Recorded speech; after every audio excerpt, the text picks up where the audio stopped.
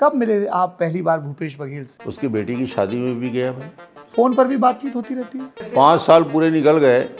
मुख्यमंत्री निवास का दरवाजा मैंने छोड़ने के बाद आप गए नहीं या उन्होंने बुलाया नहीं?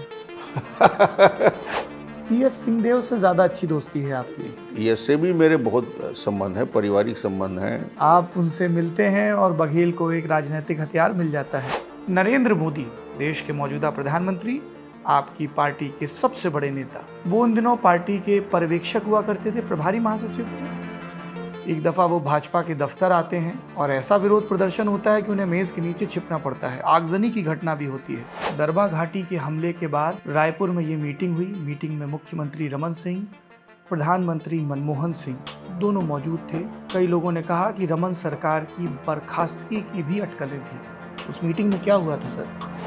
15 बरस में एक एक करके सारे राजनीतिक विरोधियों को ठिकाने लगा दिया गया। बलीराम कश्यप, नंद कुमार साय, ब्रिजमोहन अग्रवाल। संगठन के स्तर पर सौदान सिंह और दिल्ली के स्तर पर राजनाथ सिंह ने रमन सिंह की बहुत मदद की। आपके और ब्रिजमोहन अग्रवाल के रिश्ते अच्छे नहीं हैं। डी पुरंदेश्वरी प्रभारी रही, ओम माथुर प्रभारी हुए। क्यों हर चौक चौराहे पे ये कहा जाता है कि डॉक्टर साहब 4-4.5 साल तक वनवास झेल रहे थे और अब उनकी पूछ शुरू हुई है? नहीं, 4 साल। सीडी कांड कहा जाता है इसको, अंतागढ़ सीडी कांड। इस पर क्या कहेंगे डॉक्टर साहब? अमित जोगी, उनके पिता अजीत जोगी, आपके दामाद डॉक्टर पुनीत गुप्ता और फिरोज सिद्दीकी, इनकी बातचीत है। पैसे के लेन देन का व्यवस्था करने का इल्जाम लगा है। क्या अजीत जोगी रमन सिंह के पेरोल पर थे? आपके बेटे और राजनांदगांव से सांसद अभिषेक सिंह का पनामा पेपर्स लीक में नाम सामने आया, इस पर क्या कहेंगे? नान घोटाला। अरे भैया, तुम मुख्यमंत्री बन गए हो, तुम्हारे पास पूरी जांच की एजेंसी, ये सारे विषय हैं। ये सरकार ने 5 साल किया क्या है ये बताइए। मैं स्पष्ट आरोप लगाता हूँ, राजा यदि डकैती करने लगे, चोर हो जाए, तो जनता के पास विकल्प क्या रहता है? राजा को बदलना ही विकल्प रहता है। क्या डॉक्टर रमन सिंह विधायकी का चुनाव जीतने की स्थिति में, भाजपा के सत्ता में वापस लौटने की स्थिति में मुख्यमंत्री पद के दावेदार होंगे?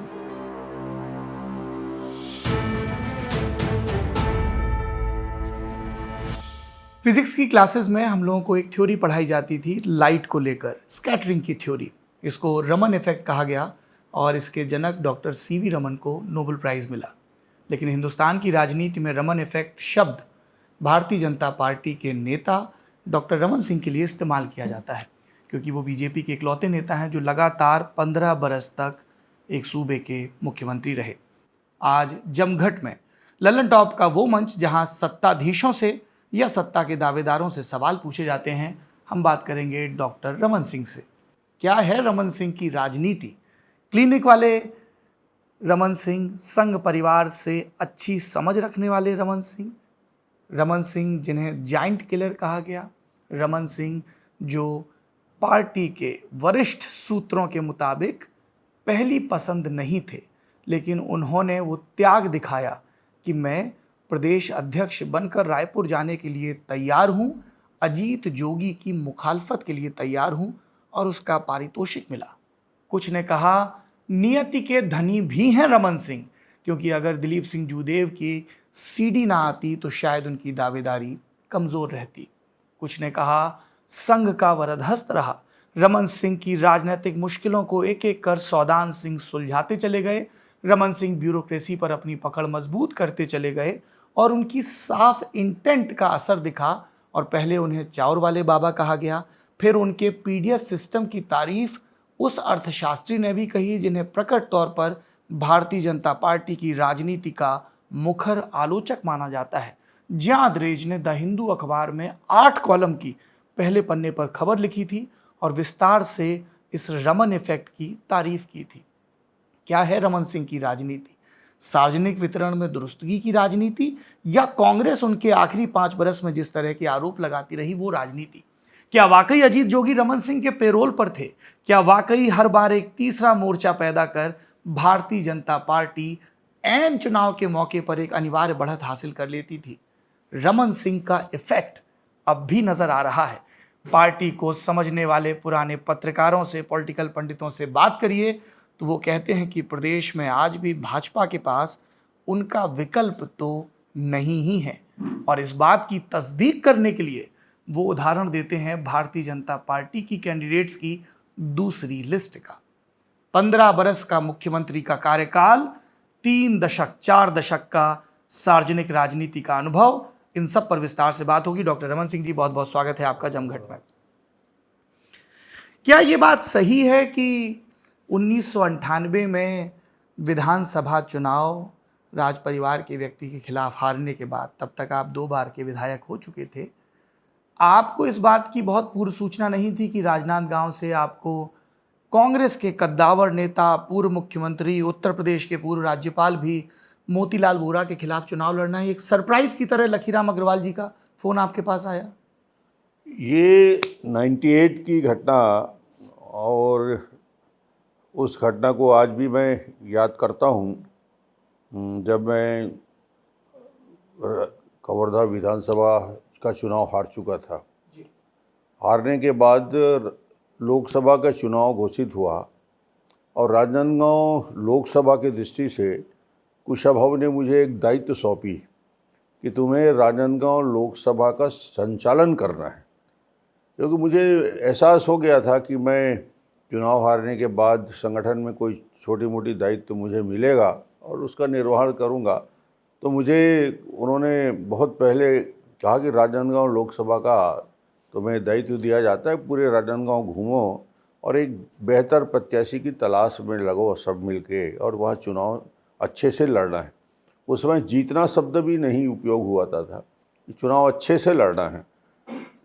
और उस दौर में मैं पूरे राजनांदगांव का लोकसभा का दौरा किया, लोगों से संपर्क किया, बातचीत किया, और कुल मिलाकर जब राजनांदगांव के लोकसभा के चुनाव की प्रक्रिया प्रारंभ हुई तो 5-6 प्रत्याशी जो प्रमुख दावेदार थे राजनांदगांव के, उनका नाम उभर के आया। और उस समय भोपाल में बैठक होती थी, भोपाल में वो नाम प्रस्तुत हुए, मगर ये 5 नामों में सहमति नहीं बन पा रही थी। अंत में कुशाभाऊ ठाकरे और लखीराम अग्रवाल जी ने इस बात के लिए मुझे बुलाया कि राजनांदगांव के लिए क्या करना है। तो मैं कहा राजनांदगांव जिसको भी लड़ाएंगे मजबूती से लड़ेंगे। फिर उन्होंने कहा इस लोकसभा के लिए चर्चा और बातचीत आ रही है कि एक 5वें और 6वें आदमी का नाम भी है। मैं कहा कौन नाम है? तो फिर मुझे पूछा गया कि क्या तुम ये लोकसभा चुनाव लड़ सकते हो? मैं कहा मैं तो संचालक के दायित्व में हूँ, मुझे चुनाव लड़ने का आदेश यदि होगा तो मैं लोगों से बात करूँगा। मैंने लोगों से चर्चा किया, बातचीत किया, लोगों ने उत्साहित किया और जितने प्रत्याशी थे सबसे बात किया। सब ने कहा कि आप चुनाव लड़ सकते हो, लड़ोगे तो हम लोग मदद करेंगे। और फिर उस समय मेरा नाम आगे बढ़ा। कुशाभाऊ ठाकरे और लखीराम जी ने कहा कि ठीक है, तुम्हारा नाम का प्रस्ताव भेजते हैं, दिल्ली बात करते हैं। और उसी में आगे बढ़ के फिर लोकसभा के लिए मेरा नाम प्रस्तावित हुआ। और वहाँ से कहानी बदल गई। कहानी बदली, उसमें बड़ा ट्विस्ट है जी। आपको मैं बताना चाहूँगा कि मुझे प्रत्याशी घोषित हो गया। मैं प्रचार में निकल गया, वॉल राइटिंग शुरू कर दिया और मुझे प्रचार में पूरी ताकत से बैठ के लेने लगा। तो अचानक कुशाभाऊ का फ़ोन आया, ठाकरे जी का आया कि चुनाव तुम्हें नहीं लड़ना है डॉक्टर रमन। मैं कहा मुझे चुनाव नहीं लड़ना है, अभी मुझे खबर किया जा रहा है। बोले हाँ, ये तय हुआ है कि विद्याचरण शुक्ला को राजनांदगांव लोकसभा लड़ाने के बारे में चर्चा हो रही है, तो तुम अपना प्रचार बंद कर दो। मैं रात को सुना, मैं कहा ठीक है, जैसा आपने कहा मैं चुनाव प्रचार बंद करता हूँ। और मुझे लगा कि अब वेट करना चाहिए। तो रात में बात हुई कुशाभाऊ से, तो मैंने एक शर्त रखी। मैं कहा जो भी प्रत्याशी राजनांदगांव लोकसभा से आता है वो मुझे मंजूर है या संगठन को मंजूर है, पर एक शर्त हमारी है कि वो पार्टी के सिंबल से लड़ेगा। कमल निशान को हम छोड़ेंगे नहीं। कमल के प्रचार में हम लोग पूरे समय लगाए हैं, तो ये सिंबल के लिए हमारी लड़ाई है। तो आप विद्याचरण को दें या किसी को भी दें, मगर सिंबल से लड़े भारतीय जनता पार्टी। और वो निर्दलीय ही लड़ेगा तो समर्थन देने की बात दिक्कत होगी। और इसके लिए कुशाभाऊ ने बात किया उस समय अटल जी से, और ये तय हुआ कि उनसे ये कहा जाए कि आपको कमल के चुनाव चिन्ह में या भारतीय जनता पार्टी के चुनाव चिन्ह में लड़ना है। विद्याचरण जी ने उस समय इसको इनकार कर दिया। दूसरे दिन फिर मुझे सुबह सुबह फ़ोन आता है, तुम तैयारी करो, चुनाव तुमको लड़ना है, क्योंकि ये सिंबल से लड़ने को तैयार नहीं है और पार्टी ने कहा है कि तुमको प्रत्याशी बनाया जाता है। तो फिर घूम के फिर मेरा नाम प्रस्तावित हुआ और मैं चुनाव के अभियान में लगा और जीते। ये वोरा जी का से चुनाव लड़ना, जब मुझसे वोरा जी के खिलाफ चुनाव लड़ने की बात हुई तो सही बात यह है कि मुझसे पूछा गया कि चुनाव अच्छे से लड़ कौन सकता है। मैं कहा जीत हार की बात तो मैं नहीं कहता, मगर चुनाव मजबूती के साथ मैं लड़ूंगा और ये विश्वास दिलाता हूँ कि हम अच्छे वोट वहाँ पे भारतीय जनता पार्टी को मिलेगा और पूरे कार्यकर्ता लग जाएंगे। तो मजबूती से लड़ने वाला मैं हूँ और मैं लड़ूंगा। ये शर्त के साथ बात हुई। जीतने की कल्पना नॉमिनेशन तक दिमाग में नहीं था। पर एक लॉस्ट कॉज था, तो आपको क्या लगा कि राजनीतिक रूप से, क्योंकि अब विधानसभा में तो अभी लंबा वक्त है, दिग्विजय सिंह की सरकार लौट आई थी 5 साल के बाद। उस समय मेरे पास कोई बहुत सोचने का विषय नहीं था। मुझे एक निर्णय लेना था कि एक राजनांदगांव लोकसभा में पूरी कार्यकर्ताओं की टीम के साथ मैदान में उतरा जाए और इस चुनाव को बेहतर तरीके से लड़ा जाए। और धीरे धीरे वातावरण का ऐसा निर्माण हुआ कि 8 में से 7 विधानसभा में भारतीय जनता पार्टी की बढ़त हुई। सिर्फ मानपुर चौकी में हम 600 वोट से पीछे थे, बाकी सभी में भारतीय जनता पार्टी आगे रही। ये ट्विस्ट आपकी पूरी पॉलिटिकल जर्नी का एक बड़ा कॉमन वर्ड है। आपको अटल बिहारी वाजपेयी सरकार में मंत्री बनाया जा रहा है, इसकी खबर कैसे मिली? बताया गया कि आपके पास पोशाक भी नहीं थी और कांग्रेस के एक विधायक के कपड़े आपको लेने पड़े, सत्य है? मैं छत्तीसगढ़ के भवन पे रुका हुआ था और हम सबका प्रयास था कि उस समय संयुक्त मध्य प्रदेश था, तो विक्रम वर्मा, कुशाभाऊ ठाकरे, लखीराम अग्रवाल, ये हमारे सीनियर उस समय के थे नेता। पार्टी में और काम करते थे। तो हम लोगों ने सामूहिक रूप से जाके आग्रह किया कि छत्तीसगढ़ का नेतृत्व यदि देना है केंद्रीय मंत्रिमंडल में तो लखीराम जी को अवसर देना चाहिए, हम सबको साथ लेके चलेंगे। जब मैं आपको एक घटना याद बताना चाहूँगा कि कुशाभाऊ से मैंने कहा कि मैं माननीय अटल जी से मिलना चाहता हूँ, चुनाव जीतने के बाद उनका आशीर्वाद लेना चाहता हूँ। तो कुशाभाऊ बोले कि कल शायद तुम्हारी मुलाकात हो जाएगी, आना, मैं तुमको परिचय करा दूंगा कि तुम पहली बार जीत के आए हो। तो मैं कुशाभाऊ के साथ माननीय प्रधानमंत्री जी के पास गया। अटल जी ने मुझे ऊपर से नीचे तक देखा, अच्छा तुम हो डॉक्टर रमन, तुमने वोरा जी के खिलाफ चुनाव लड़ा? मैं कहा। बोले ये तुमने ठीक नहीं किया और इसकी सज़ा तुमको मिलेगी। बहुत सीनियर व्यक्ति से तुम लड़े हो और चुनाव जीते हो। और पीठ में उन्होंने हाथ मारा। बोले तुमको इसकी सज़ा मिलेगी मिस्टर। तीसरे दिन मैं मंत्री बन गया। तो ये अटल जी का आशीर्वाद था या कुशाभाऊ की सोच थी कि इतने सीनियर मेंबर ऑफ पार्लियामेंट जीत के आए थे संयुक्त मध्य प्रदेश में, जब छत्तीसगढ़ और मध्य प्रदेश एक था। तो मुझे कल्पना ही नहीं थी कि मैं केंद्रीय मंत्रिमंडल का हिस्सा बनूंगा। और काफ़ी लोग थे जिनका उम्मीद हम करते थे कि मंत्री बनेगा, पर वो अवसर मिला और मुझे इंडस्ट्री डिपार्टमेंट में काम करने का, मुरसली मारन के साथ काम करने का अवसर मिला। ये पोशाक की क्या कहानी है? पोशाक की कहानी ये थी कि मुझे जब मालूम हुआ कि मंत्रिमंडल में मुझे शामिल होना है तो मैं कपड़े की तलाश में रहा कि चुनाव के समय सब कपड़े अस्त व्यस्त थे और चुनाव से उठ के सीधा मैं दिल्ली पहुंचा था।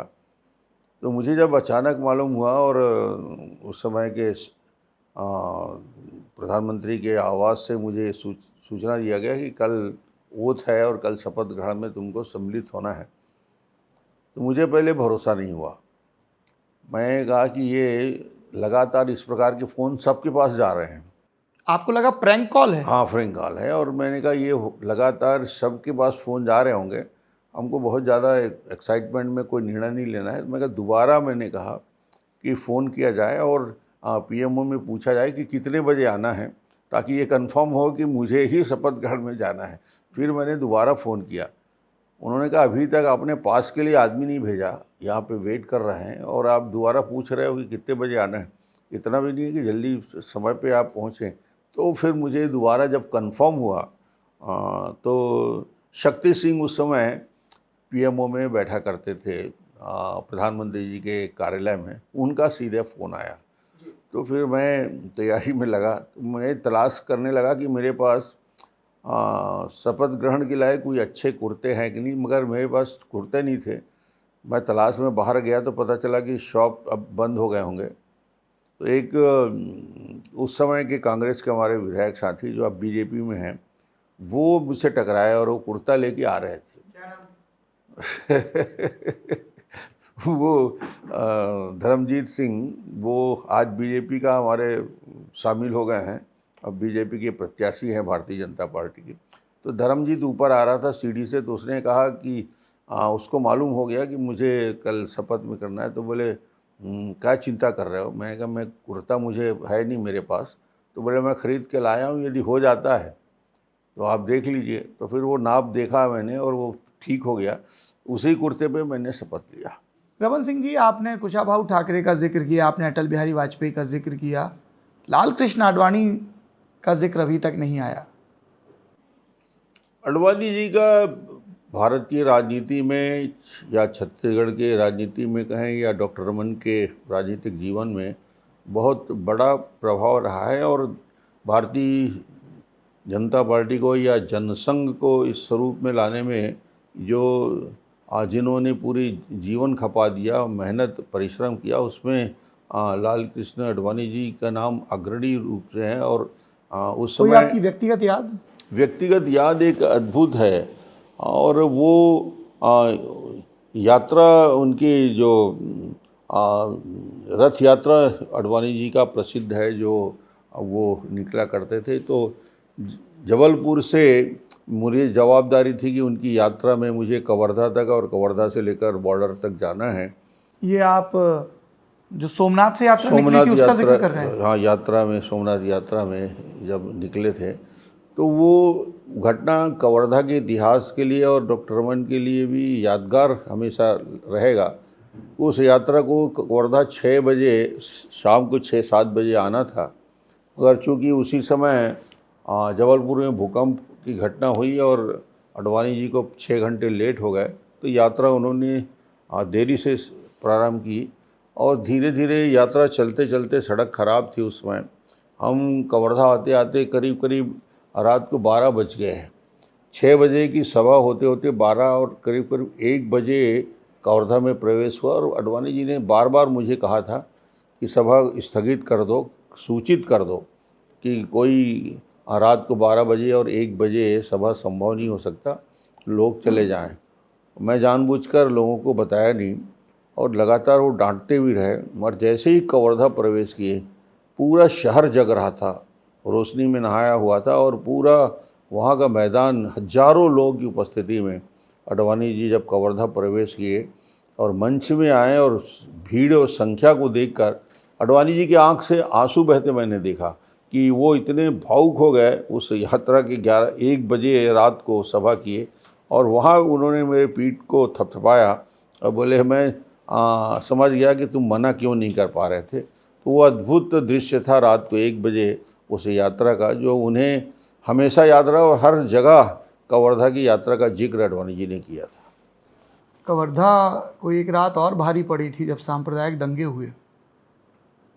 क्या हुआ था आपके हिसाब से वहाँ? जब आप भूपेश बघेल सरकार पर इल्ज़ाम लगाते हैं तो उस घटना का जिक्र करते हैं।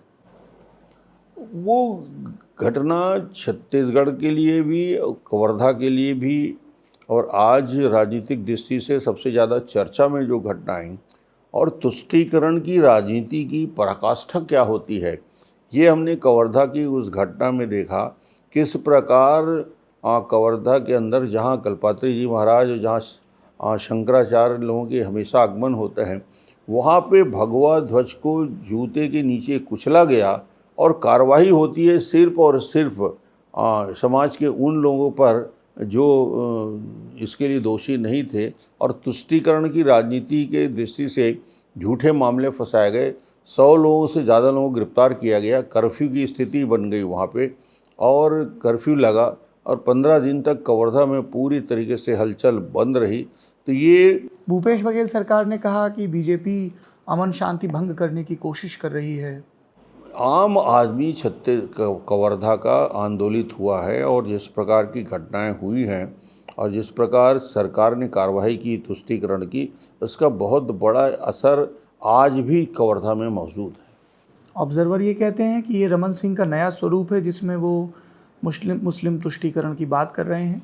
बतौर मुख्यमंत्री रहते हुए कभी भी वो उस बाइनरी के फेर में नहीं पड़े, और अपनी बात को वज़न देने के लिए वो पोल्ट्री कारोबारी बहादुर अली के साथ आपकी दोस्ती का भी हवाला देते हैं। नहीं, मेरे संबंध समाज से अच्छे हैं और रहेंगे ही। मैं तो इस प्रकार की राजनीति से दूर रहता हूँ, मगर ये जो घटना और भूपेश बघेल जो जिस बात को कहना चाहते हैं, ये स्पष्ट रूप से मैं कहूँगा कि 5 साल में 15 साल में मुख्यमंत्री था, एक भी बात को लेकर हिंदू मुस्लिम को बात या तुष्टीकरण की बात या राजनीति नहीं हुई। भूपेश के आने के बाद ही इस प्रकार की घटनाएं हो रही हैं। इस प्रकार की घटनाएं हो रही हैं कि बीरनपुर की घटना होती है, भुवनेश्वर साहू को मार डाला जाता है लव जिहाद के नाम से। घटना होती है भूपेश के राज में ही, भिलाई में एक सिख नवयुवक को चाकू से मार डाला जाता है सिर्फ इसलिए कि हिंदुस्तान जिंदाबाद बोलता है। ये वातावरण बनाया किसने? भूपेश से मेरा यही प्रश्न रहता है, यही प्रश्न मैं कर रहा हूँ कि छत्तीसगढ़ ऐसा नहीं था। छत्तीसगढ़ को हमने 15 साल देखा, शांति का टापू छत्तीसगढ़ था। तुम्हारे आने के बाद क्यों लोगों के मन में भय और चिंता है, और क्यों इस प्रकार की राजनीति आप छत्तीसगढ़ में चल रही है कि लोग उत्तेजित होते हैं? कब मिले आप पहली बार भूपेश बघेल से? क्या है पहली स्मृति? एक भाजपा के युवा विधायक, एक कांग्रेस के युवा विधायक, बताइए। भूपेश और हम राजनीति में काफ़ी लंबे समय से सक्रिय रहे हैं, और मध्य प्रदेश में भी वो विधायक थे, मध्य प्रदेश में मैं भी विधायक। अगल बगल के ज़िले अलग थे, ट्रेन में आते जाते, खाते बैठते, गप मारते, पारिवारिक संबंध भी रहा है। और कहीं कोई हमारे अंदर आपस में राजनीतिक दृष्टि से विरोधाभास हो सकता है, मगर सौजन्यवश हम लोग मिलते हैं, बातचीत करते हैं। आखिरी बार कब मिले? उसकी बेटी की शादी में भी गया मैं। उतनी राजनीतिक सौजन्यता भी बरकरार है निश्चित छत्तीसगढ़ रूप से होना चाहिए, कोई दुश्मन तो है नहीं। राजनीतिक दृष्टि फोन से पर भी बातचीत होती रहती है? फ़ोन पे कम बात होती है, मैं फ़ोन पे बात नहीं करता। मुख्यमंत्री निवास आज तक गया नहीं जी। तो जैसे 5 साल पूरे निकल गए, मुख्यमंत्री निवास का दरवाज़ा मैंने छोड़ने के बाद आप गए नहीं या उन्होंने बुलाया नहीं?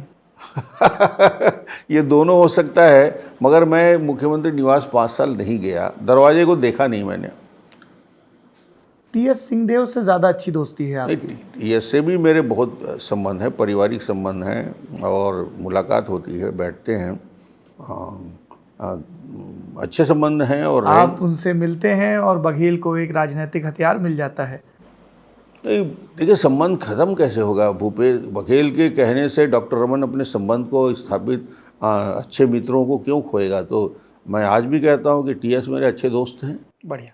इससे पहले कि मैं आपकी प्रदेश अध्यक्ष के तौर पर रायपुर आमद, प्रदेश के निर्माण, अजीत जोगी सरकार और विपक्ष के तौर पर आपकी भूमिका पर आऊँ, भारतीय जनता पार्टी के 2 पितृ पुरुषों के बारे में आपसे जानना चाहूँगा। कार्यकर्ताओं में पार्टी की बड़ा उत्सुकता रहती है उनकी मोडस ऑपरेंडी, उनकी कार्यशैली को जानने की। एक तो मध्य प्रदेश में जिन्होंने भारतीय जनता पार्टी को बनाया संवारा, कुशाभाऊ ठाकरे, उनकी कार्यशैली कैसी थी? आपके व्यक्तिगत अनुभव क्या रहे उनके साथ? और दूसरे अटल बिहारी वाजपेयी, जो देश के सबसे बड़े नेताओं में शुमार होते रहे हैं और आज भी उनके राजनीतिक कौशल को याद किया जाता है। पहले कुशाभाऊ ठाकरे। कुशाभाऊ ठाकरे संगठन के निश्चित रूप से राष्ट्रीय स्तर में पूरे देश में घूमते रहे, और संयुक्त छत्तीसगढ़ और मध्य प्रदेश का विशेष दायित्व कुशाभाऊ जी के कंधे पे था। कुशाभाऊ जी की एक खास बात बता दूं कि कुशाभाऊ ने मुझे पार्टी में काम करने के लिए ही नहीं प्रेरित किया, बल्कि मेरे फादर को उन्होंने जनसंघ की सदस्यता दिलाई। कुशाभाऊ का मेहनत की पराकाष्ठा बताना चाहूँगा मैं। आप अपने पिता श्री विघ्नहरण सिंह की बात विघ्नहरण कर रहे सिंह हैं। जी को यदि जनसंघ में शामिल करने का पहला विषय आया तो कुशाभाऊ ठाकरे राजनांदगांव, उस समय शिव कुमार शास्त्री जी जिला के अध्यक्ष हुआ करते थे। फादर वहाँ के मंडल में काम करते हैं, शुरुआत वकालत करते थे। तो कवर्धा पे आए वो और कवर्धा पे बातचीत किया और वहाँ चर्चा में बातचीत हुई कि एक एडवोकेट है विघ्नहरण सिंह, उनके कांग्रेस के विरोधी हैं और उनको जनसंघ में शामिल किया जा सकता है। तो कुशाभाऊ ने फादर को जनसंघ में शामिल करने का काम किया। तो ये एक पृष्ठभूमि बताऊं कि कुशाभाऊ जी के साथ पीढ़ियों का संबंध रहा और वो छत्तीसगढ़ के उस समय के साधन नहीं था, टूटी हुई गाड़ी में घूमते थे और पूरे छत्तीसगढ़ के बस्तर से सरगुजा तक का चप्पा चप्पा छान मारा। संगठन को आज जो छत्तीसगढ़ में दिख रहा है उसका बेसिक स्ट्रक्चर को खड़ा करने में एक महत्वपूर्ण भूमिका उस दौर में कुशाभाऊ की थी। और अटल जी? अटल जी तो छत्तीसगढ़ यानी एक तो आपने बता ही दिया, तुम्हें सजा मिलेगी। राजनीति के पितृपुरुष मानता हूँ और मैं यदि राजनीति में हूँ तो उस समय जब मैं कॉलेज में पढ़ा करता था तो मेरे मन में दो स्पष्ट छवि थी जिन व्यक्तियों की वजह से मुझे राजनीति की ओर झुकाव आया। मैं स्टूडेंट पॉलिटिक्स से राजनीति में नहीं आया, छात्र राजनीति में मैं कभी नहीं रहा। बेमित्रा में जब आप पढ़ते थे? कभी राजनीति से मैं दूर रहा। और बट आपातकाल के दौर में दो व्यक्ति ने मुझे उस दौर में प्रभावित किया। जयप्रकाश नारायण का संपूर्ण क्रांति का आंदोलन, जेपी के आंदोलन और अटल जी का व्यक्तित्व, उस पे हम लोगों ने निर्णय किया। और मुझे आज भी ख्याल है 1980 का जनसंघ का स्थापना, बॉम्बे का वो मैदान, समुद्र का आप वहाँ थे? मैं था। मैं युवा मोर्चा के मंडल अध्यक्ष की हैसियत से कवर्धा से एक खटारी जीप में 12 लोग बैठकर यहाँ से बॉम्बे तक यात्रा किए। कैसे पहुँचे, क्या पहुँचे वो बताना भी कठिन है, मगर हम सब बॉम्बे पहुँचे। और 1980 का वो अधिवेशन समुद्र के तट में, अटल जी की वो बात आज भी दिमाग में है कि सूरज निकलेगा, अंधेरा छटेगा, कमल खिलेगा। वो पंक्ति का मैं साक्षात गवाह हूँ। और छागला की उपस्थिति में, जस्टिस छागला मंच पर छागला की उपस्थिति में अध्यक्षता कर रहे थे, वो सभा हुआ। तो वो मेरे जीवन का एक बड़ा क्षण था। मैं युवा था और जोश खरोश में राजनीति हम लोग किया करते थे, पार्षद चुनाव लड़ा करते थे, छोटे मोटे मामले में थे। उस 1980 का वो अधिवेशन के बाद आज तक छत्तीसगढ़, हिंदुस्तान में जितने भी पार्टी की कार्य समिति बैठक हुई, डॉक्टर रमन सब में उपस्थित रहा, कंटिन्यूअस पूरी मेरी उपस्थिति रही। युवा मोर्चा से बीजेपी में आया, बीजेपी से फिर संगठन में आया, प्रदेश मध्य प्रदेश का में प्रदेश मंत्री पटवा जी ने मुझे बनाया और लगातार वहाँ 2 बार विधायक की हैसियत से काम किया। तो अटल जी को बहुत नज़दीक से देखने और सुनने का अवसर मिला। अटल जी का एक वाक़या, यदि आपने अटल जी के व्यक्तित्व के बारे में पूछ रहे हैं तो मैं बता दूं, अटल जी और आरिफ मोहम्मद खान साहब जी समाजवाद से आए थे ताज़ा जी, और अटल जी के साथ यात्रा में वो चलते थे। एक पुरानी खराब सी एम्बेसडर में वो यात्रा करते हुए एक जबलपुर जा रहे थे। ये आप जन मोर्चा के दिनों की बात कर रहे हैं? जन मोर्चा के दिनों की बात। आरिफ मोहम्मद खान राजीव गांधी की सरकार से बाहर आए थे? नहीं, आरिफ मोहम्मद खान नहीं, आरिफ बेग। आरिफ बेग वो मध्य प्रदेश के समाजवादी नेता हुआ करते थे, भोपाल के रहने वाले थे। भोपाल के रहने वाले थे, सोशलिस्ट थे वो।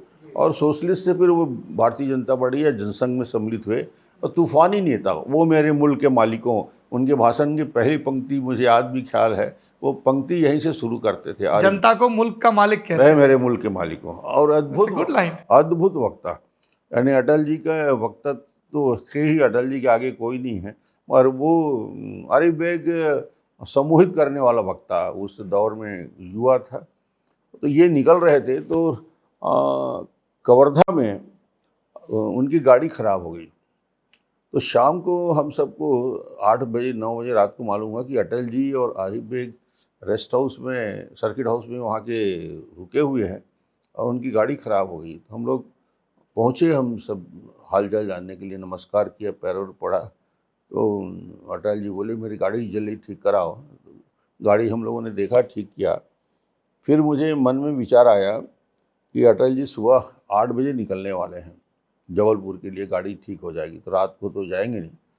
तो मैंने उनसे, युवा मोर्चा की हमारी टीम थी, 15 लड़के थे, आग्रह किया कि अटल जी आप 8 बजे जा रहे हैं तो 7:30 बजे हम आम सभा करेंगे सुबह। और जैसे ही मैं प्रस्ताव लेके गया तो आरिफ भाई भी बैठे थे और अटल जी भी बैठे थे, चाय पी रहे थे। तो मैंने कहा सर आपसे प्रार्थना है कि 7:30 बजे कवर्धा में आपकी आम सभा। 7:30 बजे आम सभा? बोले तेरे समझता है कुछ राजनीति, सुबह से कोई सभा होती है? मैं कहा नहीं सर, हम बड़ी सभा करेंगे आपके लिए। बोले अभी तुम 9:30 में रात में आए हो और बोल रहे हो सुबह सभा करेंगे, हाँ सवेरे कोई आएगा नहीं, मजाक मत बनाओ मेरा। तो मैं कहा सर आप उस रास्ते से ही निकल रहे हैं, महावीर चौक वो जगह था जहाँ उनकी सभा के लिए प्रस्तावित किया है। मैं कहा वहाँ से आप निकलेंगे, यदि वो मैदान भरा होगा तो आप रुक जाना, नहीं तो निकल जाना। हमारी भी शर्त है कि हम उस मैदान को पूरा भर के दिखाएंगे आपको। तो फिर पूछा लोग कितने रहेंगे, भीड़ कितनी रहेगी? मेरे मुंह से निकला भयंकर भीड़ होगी साहब। तो जब अटल जी ने ये शब्द सुना भयंकर, तो आरिफ से पूछा यार आरिफ ये तो भयंकर भीड़ की बात कर रहा है लड़का, तो जाना है कि नहीं जाना है? तो आरिफ भी मजाक बोला कि जब भयंकर है तो जाएंगे, देखेंगे। और तय हुआ। और कवर्धा के इतिहास के मेरे ख्याल में पहला और आखिरी सभा है जो 7:30 में स्टार्ट किया हमने।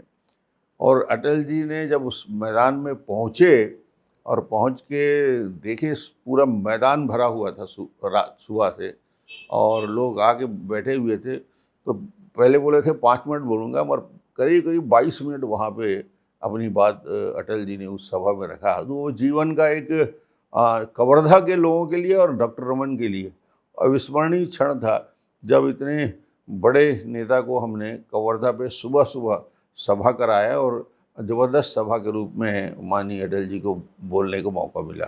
जब आप सांसद बन के गए तो आपने सभा की याद दिलाई उनको? अटल जी को उस दौर में ये याद नहीं था कि कवर्धा की सभा में उन्होंने बात किया। बाद में मैंने एक बार जब वापस छत्तीसगढ़ निर्माण की बात हो रही थी, तो आज जो सीएम हाउस है वो सर्किट हाउस हुआ करता था, तो वहाँ उनके साथ खाते खाते मैंने कहा कि सर वो किस्सा मैं आपको बताना चाहता हूँ, सुबह 7:30 की सभा का बताया था।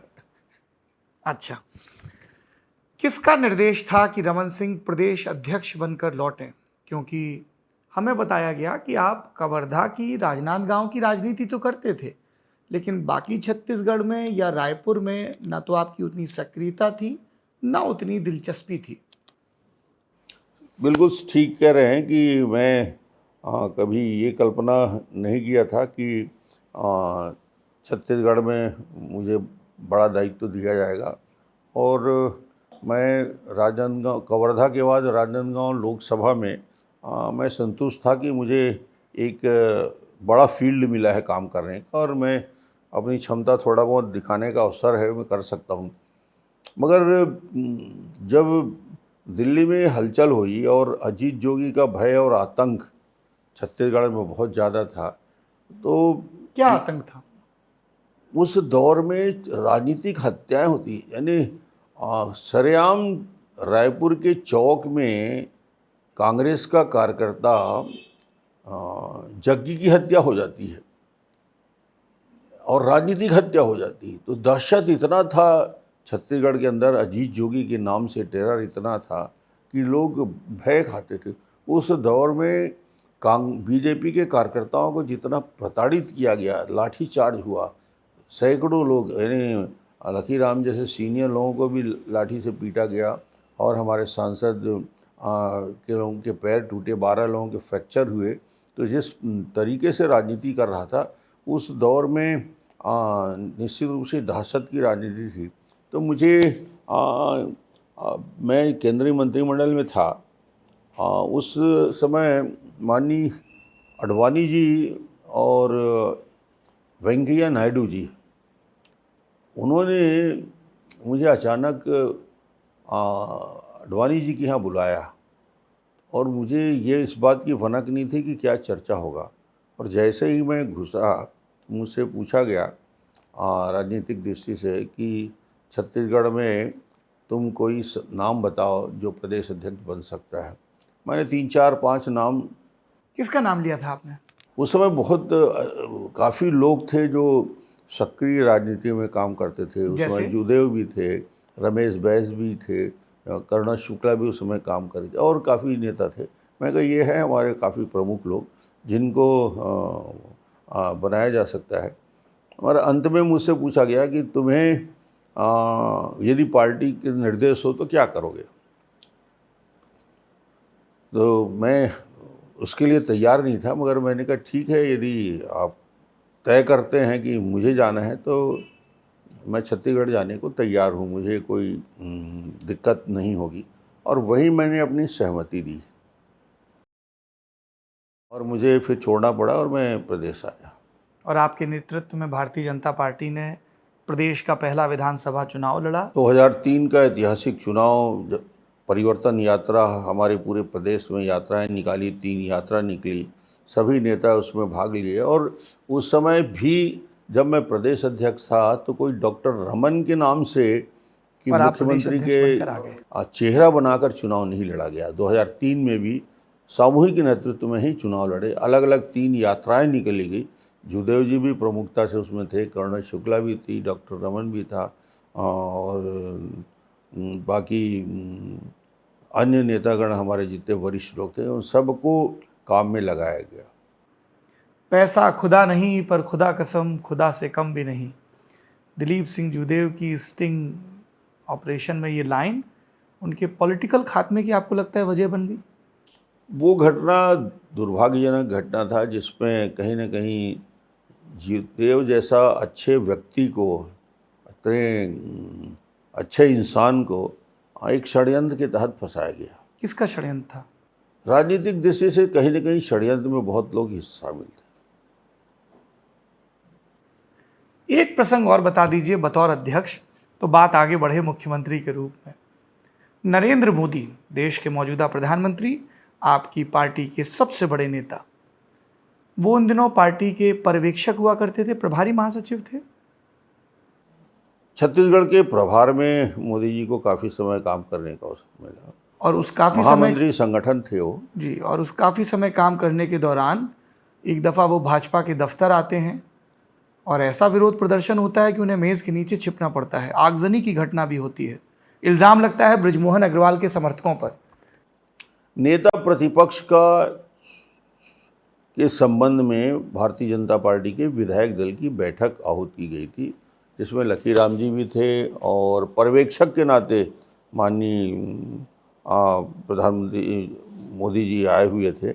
और विधायकों के वोट की गिनती और विधायकों की सहमति अलग अलग लोगों से बुलाया गया था। तो और उसमें 2 प्रत्याशी थे जिनके नाम पे चर्चा हो रही थी और वही मतभेद हुआ। विचार कौन 2 प्रत्याशी थे सर? नंद कुमार साय और एक बृजमोहन नंद अग्रवाल? कुमार साय जी थे जो नेता प्रतिपक्ष के लिए चुनाव के मैदान में थे और दूसरे बृजमोहन जी थे। फिर हुआ क्या? वोटों की गिनती हुई, रिजल्ट आया तो कुछ लोग असहमति व्यक्त किए और नीचे कार्यालय में तोड़फोड़ हुई। जिन्होंने तोड़फोड़ की उन्हें चिन्हित करके कार्रवाई की गई। कार्यवाही की गई, पार्टी से निकाल दिया गया, अनुशासन की कार्रवाई हुई। ऐसे 12-15 लोगों के खिलाफ कठोर कार्रवाई तत्काल किया गया। आपके और बृजमोहन अग्रवाल के रिश्ते अच्छे नहीं हैं, ये रायपुर से लेकर जगदलपुर तक हर चौराहे पर चर्चा होती है। ये भी कहा जाता है कि दोनों भाजपा के वफादार सिपाही हैं, पर एक दूसरे को निपटाने का कोई मौका नहीं छोड़ते हैं। आप इस तरह की टिप्पणियों पर क्या कहते हैं? नहीं, बृजमोहन मेरे साथ लंबे समय से संगठन में काम कर रहे हैं। प्रदेश अध्यक्ष था तो भी मैं जब मुख्यमंत्री बना, यदि मेरे बृजमोहन से इतने मतभेद होते तो मेरा मंत्रिमंडल में प्रमुख स्थान कैसे मिलता। लगातार वो मंत्रिमंडल का साथी रहा, सहयोगी रहा और मंत्रिमंडल में पूरे समय काम करते रहे। और कभी मंत्रिमंडल में किसी विषय को लेकर इतनी लंबी 15 साल का समय बीत गया मगर कहीं कोई चीज़ हमारे बीच में उभर के नहीं आया और काफ़ी सामंजस्य के साथ हम लोग दोनों ने 15 साल काम किया। और उनके नेतृत्व में असंतुष्ट गुट दिल्ली के जो दौरे करता था उसका क्या? देखिए, वो अब हवा दिया जाता है कि वो खुद मुख्यमंत्री बनना चाहते हैं, मगर कभी खुलकर कोई बात हमारे और उनके बीच नहीं हुई और कभी खुलकर विरोध भी बृजमोहन ने नहीं किया, क्योंकि ये सारे निर्णय 2003 का हो, 8 का हो, 13 का हो, एक भी विधायक ने, जिसमें बृजमोहन भी विधायक थे, जब विधायक दल की बैठक हुई एक शब्द भी, एक विषय भी नहीं, और सर्वसम्मति से जब 3, 8 और 13 में विधायक दल की बैठक में प्रस्ताव पास होते हैं जी, बृजमोहन जैसे सीनियर विधायक भी वहाँ विरोध नहीं किया। तो ये बात कह सकते हैं कि हमारे बीच महत्वाकांक्षा सबकी हो सकती है, इससे मैं इनकार नहीं करता, इच्छा भी हो सकती है, प्रयास भी हो सकते हैं, मगर एक बार जब निर्णय पार्टी का हो जाता है तो फिर दूसरा फिर इसका कोई विरोध के लिए सामने खड़ा नहीं होता। डॉक्टर साहब ये सुनने में बड़ा सहज लग रहा है, पर राजनीति इतनी तो सपाट नहीं है। कहा गया कि 15 बरस में एक एक करके सारे राजनीतिक विरोधियों को ठिकाने लगा दिया गया। बलीराम कश्यप, नंद कुमार साय, बृजमोहन अग्रवाल की जितनी है उतनी है, शीर्ष की दावेदारी नहीं। और ये भी कहा गया कि इस कर्तव्य में संगठन के स्तर पर सौदान सिंह और दिल्ली के स्तर पर राजनाथ सिंह ने रमन सिंह की बहुत मदद की। नहीं, जहाँ तक संगठन की दृष्टि से मदद की बात हो, उस समय जब मैं मुख्यमंत्री बना, नायडू जी राष्ट्रीय अध्यक्ष की हैसियत से काम किए, राजनाथ सिंह जी राष्ट्रीय अध्यक्ष की हैसियत से उनके दायित्व मिला, और कुशाभाऊ सक्रिय राजनीति में छत्तीसगढ़ का दायित्व संभालने वाले वरिष्ठ नेता हुआ करते थे। इन सब के साथ और माननीय प्रधानमंत्री जी का आशीर्वाद भी के बिना नहीं हो सकता, तो इन सब के साथ एक बेहतर तालमेल था। और मैं अधिकांश समय, मेरे मुख्यमंत्री के कार्यकाल का अधिकांश समय कोई भारतीय जनता पार्टी की सरकार नहीं थी। मनमोहन सिंह के प्रधानमंत्री रहते डॉक्टर रमन को छत्तीसगढ़ में काम करने का अवसर मिला। तो चुनौती मेरे साथ दोहरी थी कि दिल्ली में मनमोहन सिंह की सरकार और छत्तीसगढ़ में डॉक्टर रमन की सरकार। 15 में 5 साल भाजपा के प्रधानमंत्री, 10 साल कांग्रेस। 10 साल मनमोहन जी के साथ मुझे काम करने का अवसर मिला, और उस दौर में भी मैंने देखा छत्तीसगढ़ के विकास में हम कहीं पीछे नहीं थे। आपने मनमोहन सिंह का जिक्र किया है, मैं एक बेहद तनावपूर्ण मीटिंग की तरफ आपको लिए चलता हूँ। दरबा घाटी के हमले के बाद रायपुर में ये मीटिंग हुई। मीटिंग में मुख्यमंत्री रमन सिंह, प्रधानमंत्री मनमोहन सिंह दोनों मौजूद थे स्थिति की समीक्षा के लिए। कई लोगों ने कहा कि रमन सरकार की बर्खास्तगी की भी अटकलें थी। उस मीटिंग में क्या हुआ था सर? उस बैठक में अकेले मनमोहन सिंह जी नहीं थे, सोनिया गांधी भी थी। सोनिया जी भी उपस्थित थी, राहुल भी बैठे हुए थे। तनाव भरा वो माहौल था। They were very agitated. और उनके मन में उत्तेजना थी, और मुझे कहा गया था कि सरकार भंग होने वाली है। मुझे बार बार ये किसने कहा था आपसे? मुझे जानकारी मिलती थी कि शायद सरकार इस घटना को लेकर भंग किया जा सकता है। तो मैं इस बात के लिए तैयार था कि यदि एक घटना से सरकार बदल जाती है तो दिल्ली में रोज़ कितनी घटनाएं हो रही हैं, हिंदुस्तान के अंदर कितनी घटनाएं हो रही हैं, बड़ी बड़ी घटनाएं हो रही हैं। तो सरकार यदि बदलने का मापदंड इस प्रकार से निर्धारित होगा तो कोई सरकार काम नहीं करेगा। मगर मैंने उन सब के साथ, प्रधानमंत्री जी के साथ बहुत अच्छे से, और हमारे उस समय के चीफ सेक्रेटरी ने सारी बातों का सही जवाब भी दिया और स्पष्टीकरण भी दिया। क्या हुआ था उस मीटिंग में सर, थोड़ा विस्तार में बता देंगे? झीरम के विषय को लेकर इनके मन में प्रश्न था, और प्रधानमंत्री जी ने भी इस विषय को प्रश्न किया, घटना कैसे हुई और क्या वजह हो सकता है। तो उसमें मुख्यमंत्री को जवाब नहीं देना था। उस समय जवाब देने के लिए हमारे पास डीजी पुलिस बैठे थे, हमारे चीफ सेक्रेटरी उस समय के तत्काल बैठे थे, उन्होंने बिंदुवार सारे तथ्य को और सारे विषय को, जानकारी को सामने रखा और ये बताया कि ये जो घटना हुई है यह अप्रत्याशित रूप से घटना हुई है, इसके गंभीर जांच की ज़रूरत है और इसके बारे में आज तत्काल कोई निष्कर्ष निकालना संभव नहीं है, क्योंकि उसी दिन 3 दिन पुरानी घटना थी। इसके हम डिटेल जांच करेंगे और एनआईए को जांच के लिए उसी समय प्रस्ताव हुआ। और ये आखिरी वाक्य कुछ शांत कर पाया उन्हें कि चिदम्बरम के होम मिनिस्टर रहते। प्रधानमंत्री खुद जांच के लिए सहमत हुए कि इसको उच्च स्तरीय जांच होना चाहिए। चिदम्बरम उस समय गृह मंत्री हुआ करते थे। जांच का आदेश हुआ, मैं कहा जांच कराई और जांच करने के बाद हम भी चाहेंगे कि जो भी दोषी हो उसको सजा मिले। सोनिया गांधी ने मीटिंग में क्या कहा था? सोनिया गांधी ने चूँकि उनकी भूमिका प्रशासनिक दृष्टि से कोई बहुत महत्वपूर्ण नहीं थी, वो ज़्यादातर अपनी बात मनमोहन सिंह जी तक बोलने का प्रयास। She was in the meeting. हाँ, उन्हीं को ही बात करते थे। डायरेक्ट मीटिंग पे उन्होंने हस्तक्षेप ज़्यादा नहीं किया। 2013 के चुनाव को एक बड़े लिटमस टेस्ट के तौर पे माना जाता है रमन सिंह सरकार के लिए। 3 फैक्टर्स पे बहुत बात होती है। एक वेरी इफेक्टिव पीडीएस सिस्टम, दूसरा ये जो दरभा घाटी में घटना हुई 25 मई 2013 को, और जिसमें कांग्रेस की लीडरशिप लगभग वाइप आउट हो गई, खासतौर पर नंद कुमार पटेल, विद्याचरण शुक्ल। इनफैक्ट जब आप वो प्रसंग बता रहे थे तो मैं सोच रहा था कि रमन सिंह के राजनीतिक उत्थान या यात्रा और उसमें विद्याचरण शुक्ल का रोल, 77 के विलेन, वो इमरजेंसी के वन ऑफ द विलेन माने जाते हैं विद्याचरण शुक्ल बतौर आईबी मिनिस्टर। 98 में वो चुनाव लड़ने नहीं आए तो आपका जो हॉल्ट हुआ वो चल निकला। 2003 में वो एनसीपी बनाते हैं और कांग्रेस के वोट बैंक में पर्याप्त सेंध लगाते हैं, खुद हालांकि बहुत कामयाबी हासिल नहीं कर पाते हैं। और फिर 2013 में जो हमला हुआ उसमें भी वो घायल हुए और फिर उनकी मृत्यु हो गई। पर आप जीत जाते हैं। इस जीत की एक जो वजह और बताई गई इन तात्कालिक घटनाओं के अलावा, वो था सतनामी समाज के रिजर्वेशन को बदलना, 16 से 12% करना, जिसके बाद ये समाज अपने धर्मगुरु के नेतृत्व में चुनाव लड़ता है। बाद में कहा गया कि ये रमन सिंह के बड़े गेम प्लान का हिस्सा था, क्योंकि उन्हें पता था कि भाजपा और कांग्रेस सीधे टकराएंगे तो नुकसान है। तीसरा मोर्चा जब तक राज्य में प्रभावी रहेगा तब तक बीजेपी को फर्स्ट पास द पोल वाला सिस्टम सूट करेगा। How do you respond to these allegations और ऑब्जर्वेशंस? नहीं, आपका ऑब्जर्वेशन जो 3 चुनावों को सामने रखकर जब देखते हैं तो ये स्पष्ट मालूम होता है कि छत्तीसगढ़ में वोटों का डिवीज़न कितना आवश्यक है, चाहे वो एनसीपी करे, चाहे जोगी कांग्रेस करे या अन्य लोग करे।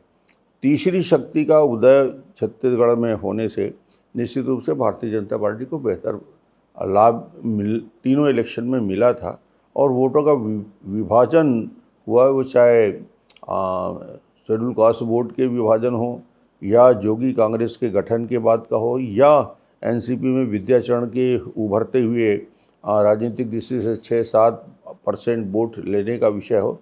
इन तीनों घटनाओं से निश्चित रूप से छत्तीसगढ़ में भारतीय जनता पार्टी को एक स्पष्ट बढ़त मिलने का अवसर मिला। और इन अवसरों को पुख्ता करने में अजीत जोगी का क्या योगदान था? क्या अजीत जोगी रमन सिंह के पेरोल पर थे? जोगी की राजनीति बड़ी अद्भुत है। मैं जब पहला मंत्रिमंडल का शपथ ग्रहण कर रहा था और पहले शपथ ग्रहण में ही विधायकों की खरीद फरोख्त की साजिश रची जा रही थी, विधायकों को खरीदने का षड्यंत्र चल रहा था, उसके खिलाफ एफआईआर दर्ज हुआ और उस एफआईआर दर्ज कराने के लिए तत्काल हमारे राजनाथ सिंह जी और अरुण जेटली बीजेपी कार्यालय में बैठे रहे और उन्होंने एक बड़ा ऑपरेशन भी किया जिसमें विधायकों को खरीद फरोख्त के लिए पैसा देने का षड्यंत्र चल रहा था। आज भी मामला विचाराधीन है। थोड़ा बता दें सर डिटेल में, क्योंकि लोगों को ये तो खूब याद है कि जब आप विपक्ष में थे तब कैसे तरुण चटर्जी, कैसे रामदयाल उइके, इन सबको अजीत जोगी अपने पाले में सरकार बनने के साथ ही ये षड्यंत्र रचा गया कि आपकी सरकार बनने की? मेरी सरकार 7 दिसंबर 2003 को आपने शपथ ली। हाँ, कुछ विधायकों को तोड़कर अलग बीजेपी की सरकार बनाने से रोका जाए और कांग्रेस की सरकार बनाई जाए। उसके लिए खरीद फरोख्त का सौदा हो रहा था, बातचीत हो रही अजीत थी जोगी के इशारे पे। ओके, फिर और वो फिर एक्सपोज हो गया और हमारे अरुण जेटली जी की उपस्थिति में बीजेपी कार्यालय में बैठकर इन सब बातों का हमने एफआईआर दर्ज कराया, पैसा जब्त हुआ, गाड़ी जब्त हुई और अभी तक केस चल रहा है। एक केस और चल रहा है, नेता का नाम मंतू राम पवार, सीडी कांड कहा जाता है इसको, अंतागढ़ सीडी कांड, इस पर क्या कहेंगे डॉक्टर साहब? मंगदू कांग्रेस का प्रत्याशी था और उसने चुनाव लड़ने से इनकार कर दिया और भारतीय जनता पार्टी को जीत का रास्ता साफ हुआ। ये सर प्रेस कॉन्फ्रेंस वाला जवाब है, मैं थोड़ा दर्शकों को भी बता दूं। 2014 उसेंडी से विक्रम उसेंडी, कांकेर के अंतागढ़ से विधायक, वो कांकेर लोकसभा से चुनाव लड़ते हैं, जीतते हैं। वहाँ पर उपचुनाव होता है, मुख्यमंत्री रमन सिंह हैं, तीसरा कार्यकाल है जो 2013 में शुरू हुआ। भाजपा भोजराज नाग को टिकट देती है, कांग्रेस मंतूराम पवार को टिकट देती है। एन मौके पर मंतूराम पवार अपना नॉमिनेशन विड्रॉ कर लेते हैं। उस जमाने में प्रदेश अध्यक्ष थे भूपेश बघेल, जो इस समय मुख्यमंत्री हैं। दिसंबर 2015 में एक सीडी वायरल होती है जिस पे कहा जाता है कि ये अमित जोगी, उनके पिता अजीत जोगी, आपके दामाद डॉक्टर पुनीत गुप्ता और फिरोज सिद्दीकी, इनकी बातचीत है, पैसे के लेन देन का व्यवस्था करने का इल्ज़ाम लगा है। उसके बाद 164 का इकबालिया बयान भी है जिसमें जब वो वादा माफ गवाह बन जाते हैं मंतूराम पवार, जो फिर बाद में भाजपा में शामिल हो गए थे, उनको निष्कासित भी किया जाता है। पहली बार आरोपों की आंच मुख्यमंत्री के घर तक पहुंची थी। ये विषय, क्योंकि आज इस विषय पे बहुत डिटेल चर्चा करना उचित मैं नहीं मानता। ये सारे मामले न्यायालय पे विचाराधीन हैं और कोर्ट में काफ़ी एडवांस स्तर पे आ चुका है, सारे बयान हो चुके हैं और मुझे लगता है कि जल्दी इस विषय को लेकर न्यायालय का फैसला भी आएगा। तो आज उन सारे विषयों को लेकर जो एविडेंस के रूप में हमने प्रस्तुत किया है, साक्ष्य प्रस्तुत किया है और बहुत साफ साफ शब्दों में हमने अपनी बात रखने का प्रयास किया है, तो मुझे लगता है कि क्योंकि वो सारे मामले न्यायालय पे विचाराधीन हैं तो आज उस पर बहुत व्यापक चर्चा करना मैं उचित नहीं मानता। आपके बेटे और राजनांदगांव से सांसद अभिषेक सिंह का पनामा पेपर्स लीक में नाम सामने आया, इस पर क्या कहेंगे? ये सारी बातें 10 साल 15 साल से चल रही है, मगर आज तक ना कोई साक्ष्य आया, ना कोई प्रमाण आया, ना कोई बातें प्रमाणित हुई। सिर्फ और सिर्फ पेपरबाजी करके षड्यंत्र पूर्वक नाम लाने का प्रयास हुआ। और आपके दामाद पुनीत गुप्ता पे जो इल्ज़ाम लगे हैं वो भी आपको लगता है राजनीतिक षड्यंत्र के तहत है? कोई उसका लेना देना नहीं, दूर दूर तक कोई उसका वास्ता नहीं, कोई उसका संबंध नहीं मंतूराम से, कोई बहुत। अब वो एविडेंस में उसका नाम डाल दिया गया है। डीकेएस अस्पताल के अधीक्षक रहते हुए उन पर 50 करोड़ से ज़्यादा के हेरफेर का इल्ज़ाम लगा। एक पैसे का एक भी आरोप, एक भी विषय को लेकर आज तारीख तक 5 साल सरकार को हो गए। 10 लाख 5 लाख 50 करोड़ की बात नहीं, एक पैसे का भी कोई आरोप डॉक्टर पुनीत के ऊपर लगाने की सरकार की हिम्मत ही नहीं है। आज तारीख तक 5 साल पूरे हो गए, सरकार बदल जाएगी आने वाले समय में, उसके बाद भी मामला जहाँ का तहाँ है। सिर्फ और सिर्फ बदनाम करने का साजिश करना एक अलग बात है। आप दस्तावेज लेके आइए ना, प्रमाण लेके आइए ना। एक आज हम भूपेश के खिलाफ कितने दस्तावेज लेके आ रहे हैं, 13,000 पेज का ईडी ने प्रमाण प्रस्तुत किया, तो आप एक पन्ने का कोई आरोप पत्र तो प्रस्तुत करो। आज 5 साल से कोई आरोप पत्र एक पैसे का भी नहीं लगा पाए ये सरकार है, सिर्फ और सिर्फ बदनाम करने की साजिश। एक आरोप है जिसको लेकर पढ़ने वालों का दिमाग चकरा जाता है डॉक्टर साहब, नान घोटाला, नागरिक आपूर्ति निगम। आपकी सरकार 2015 में इल्ज़ाम आता है खराब कोटि का चावल दिया जा रहा है। एंटी करप्शन ब्यूरो जांच शुरू करता है। दफ्तर में नान के छापा पड़ता है तो 3 करोड़ से ज़्यादा कैश बरामद होता है। इस पैसे का कोई हिसाब किताब नहीं। राशन की दुकानों से चावल नमक के जो सैंपल लिए गए वो खराब मिले, डिवाइस पाई गई जो फॉल्टी थी, मनी लॉन्ड्रिंग के इल्ज़ाम लगे, आगे जाकर ईडी इसमें शामिल होता है। एक आईएएस बड़े चर्चित, आपकी भी नाक के बाल बताए गए और भूपेश बघेल की भी, नाम अनिल टुटेजा, निगम के चेयरमैन। कहा गया 36,000 करोड़ की क्वांटिटी वाला ये घोटाला है। 27 आरोपी, 2 आईएएस के नाम, एक अनिल टुटेजा, एक आलोक शुक्ला, जो दोनों अभी जमानत पर बाहर हैं। 18 में सरकार बदल जाती है, अधिकारी नए सिरे से नियुक्ति पा जाते हैं। आपके समय की एफआईआर, तब कांग्रेस इल्ज़ाम लगाती थी, अब कांग्रेस का राज चल रहा है। नान घोटाले में हुआ क्या, छत्तीसगढ़ की जनता को आज तक पता नहीं चला। मैं बताता हूँ, बताइए। स्पष्ट बताता हूँ और बहुत साफ शब्दों में बताता हूँ। इस पूरे मामले को लेकर जांच किसने किया? राज्य सरकार ने आदेश किया। यदि सरकार की मंशा नहीं होती या मुख्यमंत्री का मंशा नहीं होता तो हम जांच के लिए आदेश एसीबी को क्यों देते? एसीबी ने जांच किया, प्रस्तुत हुआ, पैसा जब्त हुआ, 19 अधिकारी प्लस 2 आईएएस अधिकारी के खिलाफ मामला न्यायालय में प्रस्तुत हुआ, चालान पेश कर दिया हमने जी। और चालान पेश करने के बाद अंतिम फैसला आना बाकी था। हम चाहते थे कि नान के विषय को लेकर जितने लोग भी दोषी हैं उनके खिलाफ कार्रवाई हो। हमने उनको सस्पेंड किया, आईएएस अधिकारी को। ये सरकार की कार्रवाई बता रहा हूँ मैं, सरकार ने जो किया, ये चाहे टुटेजा के नाम ले रहे हैं या शुक्ला जी के नाम ले रहे हैं, इन दोनों अधिकारियों के ऊपर हमने किया, जांच के आदेश किया। और जांच करने के बाद अब देखिए टर्न केस होता। आपने ही अपने प्रश्न पे इसका उत्तर दे दिया मुझे कि जैसे ही सरकार बदलती है और भूपेश बघेल मुख्यमंत्री बनते हैं, नान नान चिल्लाते रहे जब सरकार थी, अरे भैया तुम मुख्यमंत्री बन गए हो, तुम्हारे पास पूरी जांच की एजेंसी के सारे विषय हैं, मगर वो करता क्या है? उन्होंने एक जांच के लिए आयोग उसका गठन कर दिया, इस पे इन्वेस्टिगेशन टीम जी, एसआईटी।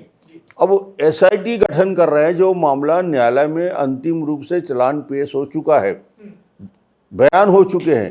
अब उसके बाद एसआईटी गठन करके सिर्फ 2 अधिकारियों को, जिसको हमने दोषी माना है, क्लीन चिट देने के लिए एसआईटी का प्रस्ताव प्रस्तुत होता है। और आज तक एसआईटी के रिपोर्ट आने के बाद ये सरकार हाथ में हाथ रखे बैठी है, कार्रवाई नहीं कर रही है। तो मुझे लगता है कि ये सारे मामले में सिर्फ और सिर्फ भूपेश बघेल के आने के बाद, एसआईटी गठन के बाद उलझाने का प्रयास हुआ और 2 अधिकारियों को बचाने का षड्यंत्र कर रहे हैं। मैं चाहता हूं कि इसमें सारे दोषी लोगों के खिलाफ कार्रवाई हो। हमने हिंदुस्तान का सबसे बेहतर पीडीएस सिस्टम बनाया, उस पीडीएस सिस्टम में एक दाग लगा था, हम उसको धोना चाह रहे थे, तत्काल उसकी कार्रवाई किया और तत्काल पैसा भी जब्त हुआ। अधिकारियों के खिलाफ हमने कठोर कार्रवाई की और ये प्रोसेस ख़त्म ही हो रहा था कि भूपेश बघेल आ गए और उन्होंने सारे मामले को ट्विस्ट कर दिया। इसके लिए दोषी कोई है तो भूपेश है। ओके, अधिकारियों की बात हो रही है और जिन अधिकारियों का जिक्र हुआ उसमें एक नाम और जोड़ देते हैं, सौम्या चौरसिया। उनको पाटन के एसडीएम के तौर पर तैनाती आपके मुख्यमंत्री रहते हुए मिली थी। फिर भूपेश बघेल की सरकार आती है, उसमें भी उनको एक बेहद शक्तिशाली अफसर बताया जाता है। लेकिन जब अफसरों की बात होती है तब जिक्र रमन सिंह सरकार को चलाने वाले अफसर अमन सिंह का भी आता है। मैं इन अधिकारियों पर आऊँगा, पर इस पर रमन सिंह की क्या प्रतिक्रिया है? लोगों ने कहा कि सरकार का चेहरा रमन सिंह है पर चलाते अमन सिंह हैं। किसी को कोई भी बड़ी डील करनी है, सरकार से किसी भी किस्म का अप्रूवल चाहिए, 1995 बैच के आईआरएस ऑफिसर और रमन सिंह के करीबी अमन सिंह के पास जाइए। देखिए, किसी को टारगेट करने का विषय जब आता है तो किसी अधिकारी को, अमन सिंह की भूमिका उतनी ही थी जितना इस सरकार में एक सलाहकार के रूप में, प्रमुख सचिव के रूप में जो भूमिका होती है वो भूमिका थी। चीफ सेक्रेटरी और दूसरे अधिकारी थे जो सारे निर्णय हमारे साथ मिल के करते थे। तो अमन को एक लक्ष्य इसलिए बनाया गया कि वो सलाह देने में स्पष्ट सलाह देते थे और ब्यूरोक्रेट में से काफ़ी लोग उससे खुश नहीं थे, तो उसके खिलाफ लगातार षड्यंत्र चलता रहा। नाखुशी की बात हो मगर रही है। एक भी मामले में कहीं भी अमन को आज तक आरोपित किसी भी राजनीतिक दल के लोगों ने नहीं कर पाए। उन्होंने भारतीय राजस्व सेवा छोड़ने से पहले आपसे कोई सलाह की? नहीं, छोड़ने के पहले अभी वो अडानी ग्रुप के साथ जुड़े हुए हैं। हाँ ठीक है, अपना करियर हर आदमी तय करता है और उसके पास टैलेंट है तो दुनिया में कहीं भी वो एक बेहतर जॉब ले सकता है। आज निश्चित रूप से बड़ी कंपनी के साथ काम कर रहा है और उसमें क्षमता है। अमन सिंह की क्षमता मान ली, ये रमन सिंह की क्षमता पार्टी को पिछले 4 साढ़े 4 साल से समझ में क्यों नहीं आ रही थी? डी पुरंदेश्वरी प्रभारी रहीं, ओम माथुर प्रभारी हुए, क्यों हर चौक चौराहे पे ये कहा जाता है कि डॉक्टर साहब 4 साढ़े 4 साल तक वनवास झेल रहे थे और अब उनकी पूछ शुरू हुई है? नहीं, 4 साल में मेरी भूमिका हाँ उतनी ही महत्वपूर्ण मेरे लिए रही है या संगठन के लिए रही है। मैं मुख्यमंत्री पद से हटा, मुख्यमंत्री पद से हटने के बाद मुझे तत्काल राष्ट्रीय स्तर में भारतीय जनता पार्टी का राष्ट्रीय उपाध्यक्ष बनाया गया, दायित्व दिया गया। बीजेपी का फॉर्मूला है, सभी पूर्व मुख्यमंत्रियों को राष्ट्रीय उपाध्यक्ष बनाते हैं, वसुंधरा जी को भी बनाया। और अलग अलग प्रदेश में दायित्व दिया गया और बाकी राज्यों में काम करने का मुझे अवसर मिला। अभी फिर चुनाव आया है, चुनाव में मेरी भूमिका है, मैं पूरे संगठन के साथ मिल के इस चुनाव अभियान को आगे बढ़ा रहा हूँ। तो मुझे नहीं लगता कि विपक्ष में रहते कोई मुझे नेता प्रतिपक्ष बनना नहीं था कि मुझे कोई दायित्व मिलता। मैं अपनी भूमिका में संतुष्ट था और संगठन की गतिविधियों में लगातार काम कर रहा था। और मैंने कहा कि कभी डॉक्टर रमन ने पद की लालसा नहीं की। मैं कभी मुख्यमंत्री बनने के लिए आग्रह नहीं किया, एक बार ना 2 बार ना 3 बार, कभी मैं गया नहीं। प्रदेश अध्यक्ष बनने के लिए मैंने आग्रह नहीं किया, विधानसभा टिकट के लिए मैंने आग्रह नहीं किया, अभी भी मैंने आग्रह नहीं किया था। संगठन यदि मुझे लड़ाना चाहे तो मैं तैयार हूँ और उसके लिए मैंने कहीं एप्लीकेशन जीवन में कभी, मैंने राजनीतिक जीवन में कभी संगठन से कुछ मांगने की कोशिश नहीं की। जो दिया उसको मैंने स्वीकार किया और आज भी जो दायित्व मुझे दिया गया है मैं उसको स्वीकार करता हूँ। कल भी मुझे जो दायित्व दिया जाएगा, कोई आग्रह दुराग्रह, कोई सोच लेकर मैं नहीं चल रहा हूँ कि डॉक्टर रमन को आने वाले समय में क्या करना है। संगठन पे मुझे काम करना है, ये तय है। विधायकी के लिए आपके नाम का जैसे ही जिक्र, जैसे ही मेंशन आया तो लोगों ने कहा कि फाइनली आला कमान मुस्कुरा रहा है। और अब तक क्योंकि ये तय भी नहीं था कि आप विधायकी का चुनाव लड़ेंगे या नहीं, इस तरह का संशय था आपके संज्ञान में था? नहीं, संशय बिल्कुल नहीं था, मेरे मन में तो नहीं था क्योंकि मैं लगातार राजनांदगांव और प्रदेश में सक्रिय भूमिका में काम कर रहा था। मगर मैं ये तय नहीं कर पा रहा था कि संगठन में मुझे क्या दायित्व देने वाला है। क्या विधायक लड़ाना चाहता है क्या, और दूसरे किसी चुनाव में मुझे दायित्व देना चाहता कोई है? स्पष्ट कम्युनिकेशन नहीं था आपको ये आला साफ कमान बातें से? हमारी नहीं हुई थी, साफ बातें नहीं हुई थी और इसलिए मुझे लगता था कि जो दायित्व दिया जाएगा मैं करूँगा। मैं कोई बहुत जल्दबाजी में नहीं रहा। डॉक्टर साहब, ऐसा क्यों कहा जा रहा था कि 2018 के बाद पार्टी मध्य प्रदेश में भी हारी, छत्तीसगढ़ में, राजस्थान में भी हारी? छत्तीसगढ़ की हार की जो स्केल था वो थोड़ा बड़ा माना गया कि आप लोग घट के 15 पे आ गए, और चुनाव देखें तो वो संख्या और नीचे आ गई। पूरा ठीकरा आप पर और दूसरे वरिष्ठ नेताओं पर फोड़ा गया और कितना केंद्रीय नेतृत्व अविश्वास करने लगा था, इसकी पहली बानगी दिखी जब 2019 में सभी सिटिंग सांसदों के टिकट काट दिए गए, जिसमें आपके बेटे और राजनांदगांव से सिटिंग सांसद अभिषेक सिंह भी शामिल थे। और ये भी कहा गया कि ये खबर आप लोगों के लिए एक सरप्राइज की तरह आई। ऐसा नहीं कि आप लोगों को पहले यकीन में लिया गया और फिर ये क्लीन स्वीप हुआ।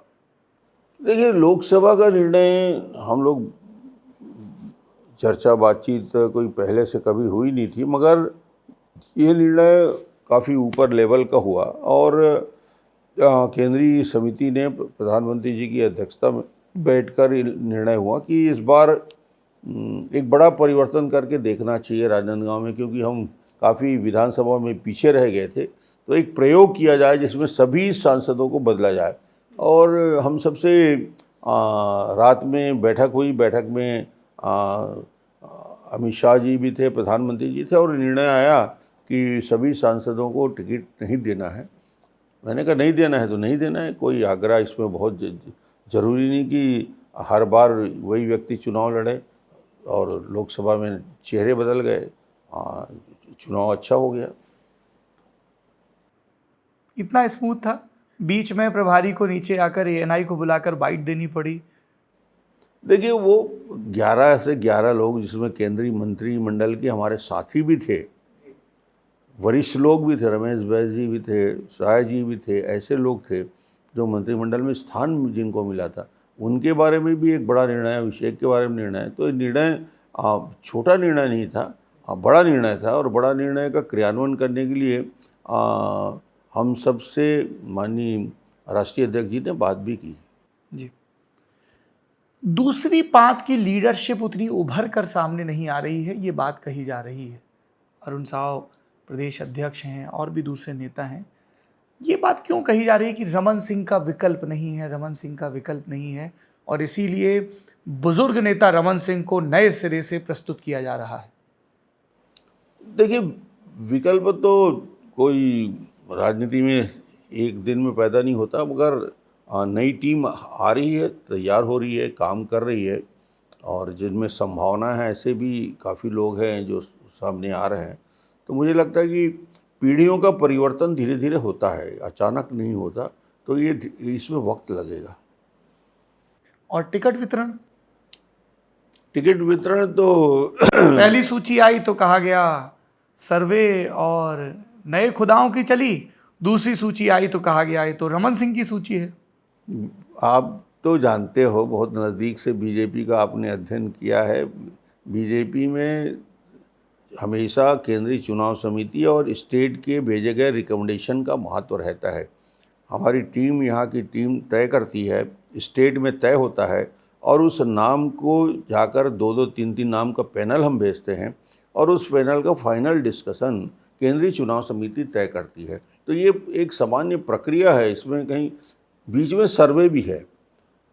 जीतने लायक प्रत्याशी कौन हो सकता है, या कॉस्ट इक्वेशन क्या हो रहा है समीकरण, इन सारी बातों को भी ध्यान में रख के कुल मिलाकर प्रत्याशी का चयन होता है। उसमें मेरा और तुम्हारा नहीं चलता, इसमें कोई डॉक्टर रमन का या और किसी के चलने की बात नहीं होता। चलने का काम संगठन के सारे लोगों का राय लेकर ही हम करते हैं। 2018 के जनादेश की बार बार बात हो रही है, 2023 में हम हैं, और उस जनादेश की एक व्याख्या ये थी कि मंत्रियों का एरोगेंस और ब्रांड फटीग बीजेपी को ले डूबा। 15 बरस से लगातार रमन सिंह मुख्यमंत्री थे, वही मंत्री राजेश मूणत, ब्रजमोहन अग्रवाल, प्रेमशंकर पांडे, लेकिन जब सूची आई तो कई नाम रिपीट कर दिए गए, कुछ बदलाव भी हुए। आपके ब्लू आइड बॉय कहे जाते थे आईएएस अधिकारी ओपी चौधरी, उनकी सीट खरसिया से बदलकर रायगढ़ कर दी गई। यहाँ के छत्तीसगढ़िया सिनेमा के बड़े स्टार हैं अनुज शर्मा, उनको टिकट दिया गया।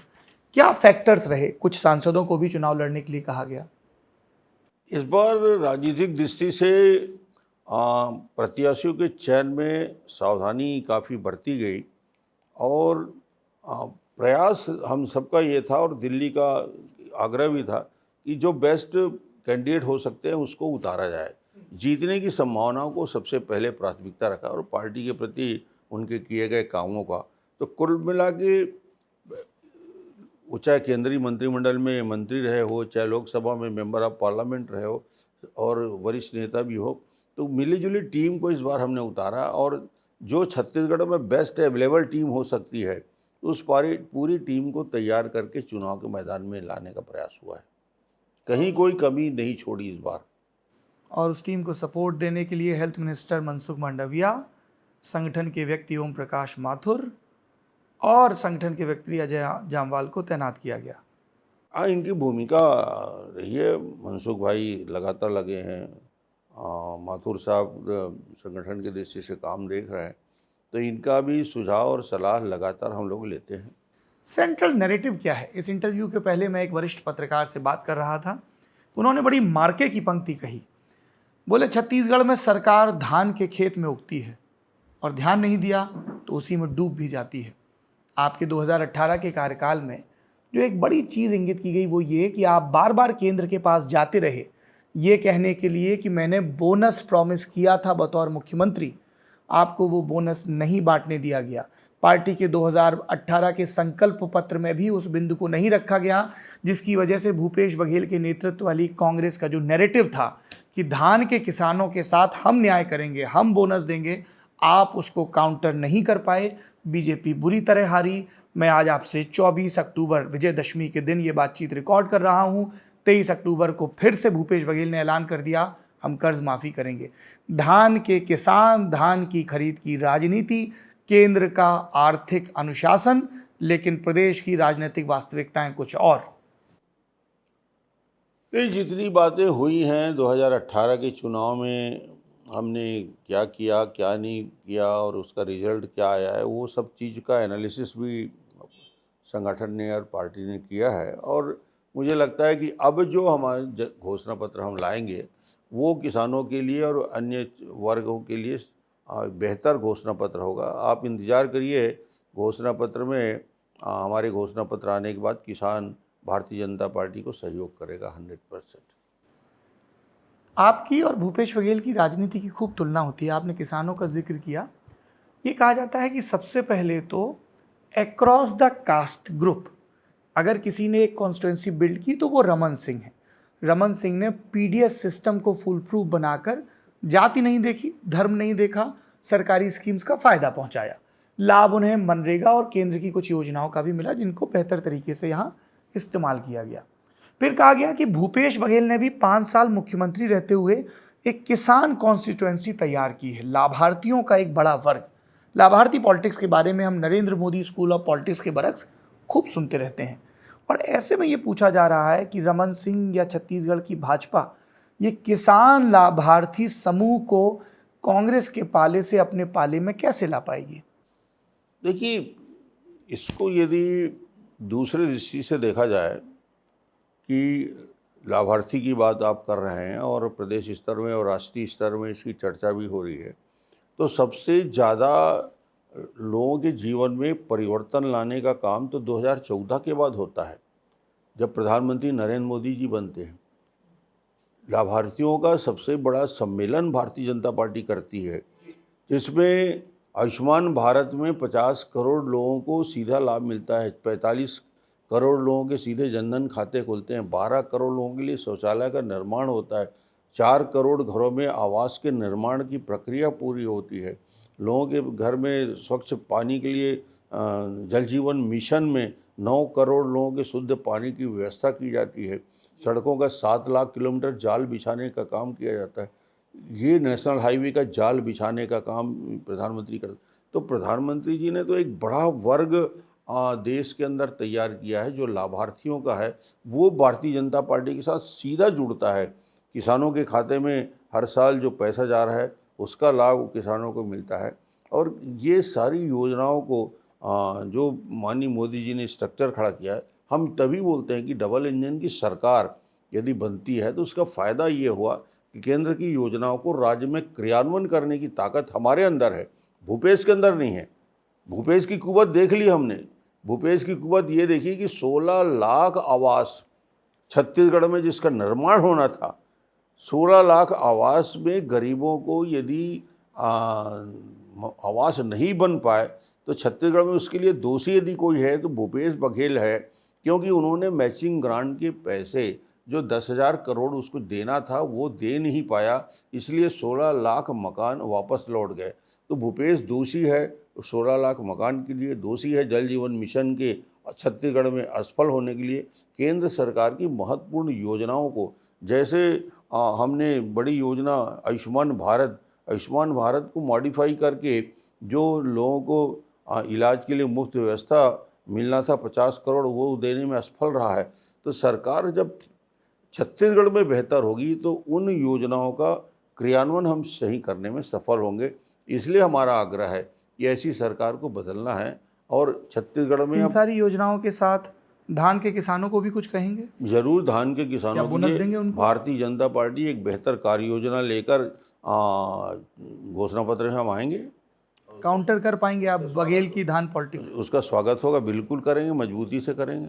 कन्विंस कर लिया आपने आला कमान को अतिरिक्त पैसों के लिए? बातचीत करेंगे, घोषणा पत्र बना रहे हैं, तैयार करके जाएंगे दिल्ली, बात करेंगे और हो जाएगा। आप भूपेश बघेल की सरकार को ईडी-सीडी की सरकार कहते हैं, क्या तात्पर्य है इसका? ये सरकार ने 5 साल किया क्या है ये बताइए। आप देखिए, मैं स्पष्ट आरोप लगाता हूँ, राजा यदि डकैती करने लगे, चोर हो जाए, तो जनता के पास विकल्प क्या रहता है? राजा को बदलना ही विकल्प रहता है। आज यदि छत्तीसगढ़ के खजाने को लूटने का षड्यंत्र यदि सीधा मुख्यमंत्री करेगा, तो उस खजाने को बचाएगा कौन? आप शराब के 40% शराब को अवैध रूप से छत्तीसगढ़ के दुकान में बिना हॉलमार्क किए, बिना जीएसटी पटाए बेचने का काम खुलेआम कर रहे हो। 2180 करोड़ रुपया ईडी ने प्रमाणित कर दिया 13,000 पेज के दस्तावेज में। अच्छा, कोल का मैं बता दूं, जी इतना स्पष्ट भ्रष्टाचार है, दुनिया में कोई प्रमाण की जरूरत नहीं। कोल का डीओ ऑर्डर निकलता है, 1 मिनट में समझा देता हूँ। जी और वो डीओ ऑर्डर जब निकलता है तो उसकी प्रक्रिया होती है, उसको हम ऑनलाइन कर दिए थे कि किसी को जाने की ज़रूरत नहीं है। उसको कोयले की निकासी करना है तो ऑनलाइन वो अपना एप्लीकेशन जमा करे और पैसा जमा करे और उसको डिस्पैच ऑर्डर मिल जाता है। भूपेश के आते ही डायरेक्टर इसने अपना बना दिया माइनिंग डिपार्टमेंट में, ऑनलाइन को ऑफलाइन कर दिया। ऑफलाइन यानी आदमी पैसा लेके जाएगा, 25 रुपये प्रति क्विंटल देगा।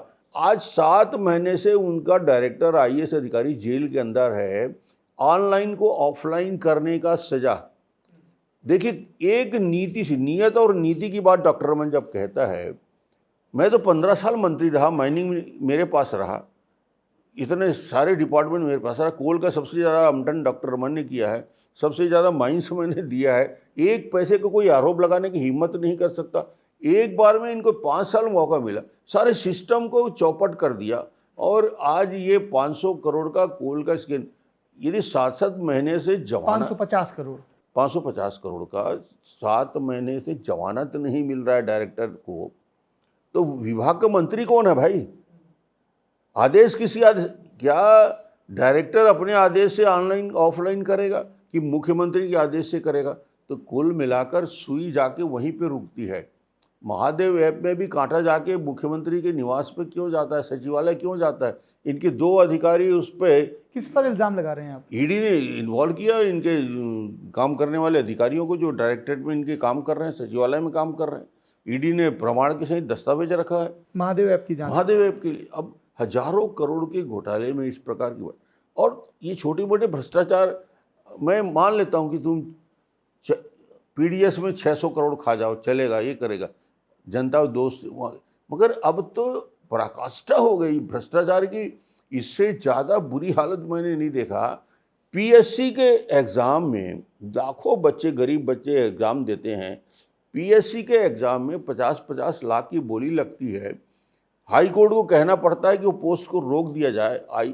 जो पीएससी के चेयरमैन हैं, उसके परिवार के 5 लोग इतने टैलेंटेड हो गए कि रातों रात डिप्टी कलेक्टर बन जाएंगे। कांग्रेस के नेता के परिवार वाले इतने टैलेंटेड हो गए कि टॉप 20 में सिर्फ वही लोग रहे। छत्तीसगढ़ में 50 लाख से 1 करोड़ तक की बोली लगाने, यानी करप्शन के नीचे तक जाने की प्रक्रिया पीएससी से शुरू होती है और शराब में ख़त्म होती है। कोई ऐसा चीज़ नहीं बचा है जहाँ पे करप्शन और भ्रष्टाचार, इसलिए ईडी आता है। ईडी को आने की ज़रूरत क्यों होती है? महादेव ऐप में यदि सट्टा और जुआ जो अपराध होता है, उसके लिए राज्य सरकार को कार्रवाई करना था।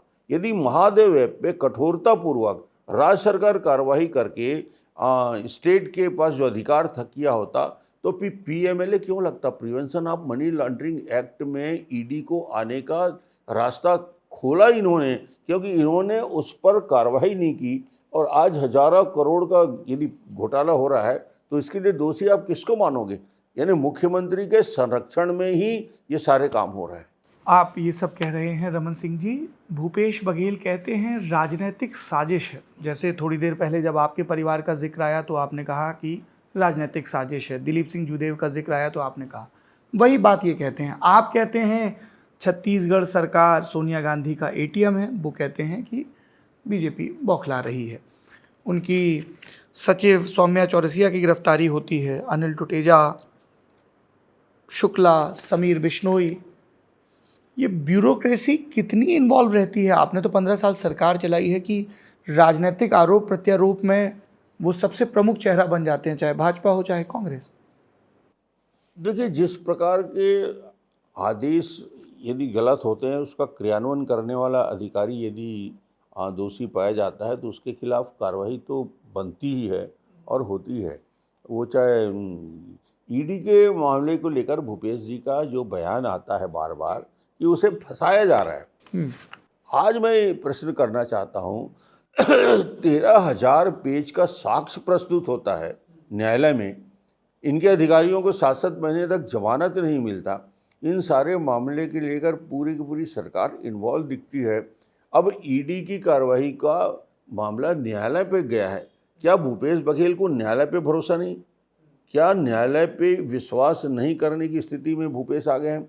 अब इसका फैसला ईडी ने साक्ष्य प्रस्तुत किया है, फैसला न्यायालय करेगा और उसके ऊपर कार्रवाई होगी। अब इसमें डरने की बात नहीं। यदि आप पाक साफ हैं, मैंने तो कहा मेरे खिलाफ जितनी जांच, जितनी कार्रवाई, जितना इन्वेस्टिगेशन करना है पूरी शक्ति लगा लो। 5 साल में इन्होंने क्या क्या नहीं लगाया। 1 रुपये का मामला भी, 1 पैसे के मामला भी, 1 दस्तावेज भी, 1 काम भी डॉक्टर रमन 5 साल तक चीख कर चिल्लाता रहा कि कोई आरोप है तो बताओ और मेरे खिलाफ कार्रवाई करो, मगर कोई सरकार की हिम्मत नहीं। आज इतनी सारी कार्रवाइयाँ जब ईडी कर रहा है, आईटी डिपार्टमेंट साक्ष्य प्रस्तुत कर रहा है, तो जवाब तो भूपेश बघेल देगा कि मैं दूंगा?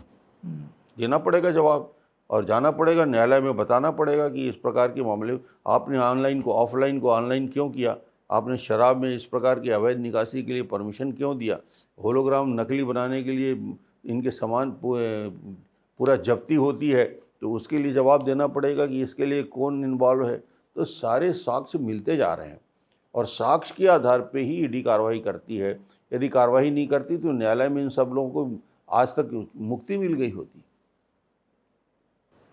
न्यायालय की मुक्ति की आप बात कर रहे हैं। न्यायालय से आपको भी बतौर मुख्यमंत्री एक फटकार लगी थी सलवा जुडूम को लेकर। रमन सिंह से जब भी बात होगी तो छत्तीसगढ़ में नक्सलवाद विरोधी अभियान, बड़ी नक्सली घटनाएं, और ये क्यों इतना पसर गया और इसको कैसे प्रभावी ढंग से रोका जाए, और क्या पिछले 5 साल में जो नक्सल विरोधी अभियान चले हैं उनकी स्थिति से आप संतुष्ट हैं? ये सारे सवाल पूछे जाएंगे। नहीं, प्रश्न तो पूछे जाएंगे और प्रश्न पूछे जाना चाहिए भी।